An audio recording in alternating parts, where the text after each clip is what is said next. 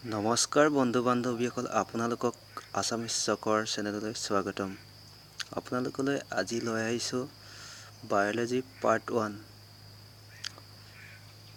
100% successful হ'ব এক্সামত যিকেইটা question আপোনালোকক দেখুৱাম আৰু কৈ যাম কুৱেশ্যন এনচাৰ।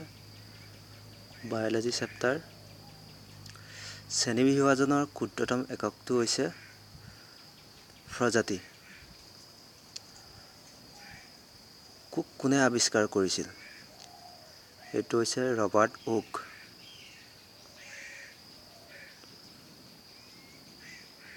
তাৰপিছত আহিলে এ ভিটামিনৰ স্বভাৱত কি ৰোগ হয়? এইটো হৈছে কুকুৰীকণা। নাম্বাৰ 4, তলৰ কোনটোৰ স্বভাৱত ৰক্তপ্লতা ৰোগ হয়? এইটো হৈছে আইৰণ, ইয়াক লো বুলি কোৱা হয়। তাৰ 5 নম্বৰ কুৱেশ্যনটো হ'ল কেলছিয়ামৰ স্বভাৱে কি সৃষ্টি কৰে, মানে কি ৰোগৰ সৃষ্টি কৰে ৰোগ? এইটো হৈছে পয়া লগা। নেক্সট 6 নম্বৰ আহিলে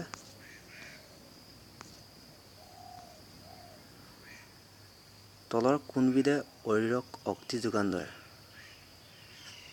সেইটো হৈছে কাৰ্বহাইড্ৰেট। নেক্সট 7 কুৱেশ্যন হ'ল জীৱৰ একক হিচাপে কিহক জনা যায়? কোষ গঠন কৰা দ্ৰব্যবিধ কি? সেইটো হৈছে চেলুলজ। সেইটো 8 নম্বৰ আছিলে। 9 নম্বৰ কুৱেশ্যনটো আহিলে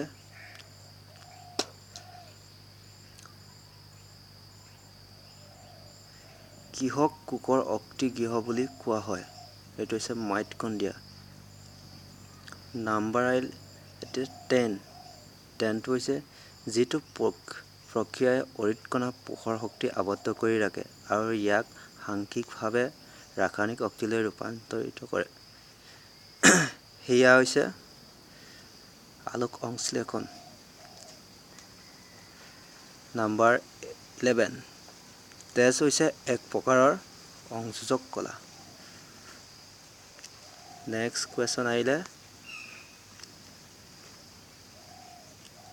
13, বায়বীয় জীৱবোৰক ক'ত পোৱা যায়?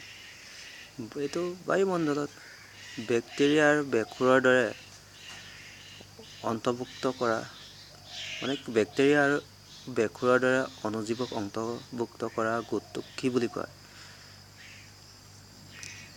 বীজজক বুলি কোৱা হয়। নেক্সট 15, আলোক সংশ্লেষণ প্ৰক্ৰিয়াত কিয়লৈ ৰূপান্তৰিত ঘটায়? এইটো হৈছে পোহৰ শক্তিক ৰাসায়নিক শক্তিলৈ ৰূপান্তৰিত কৰা হয়।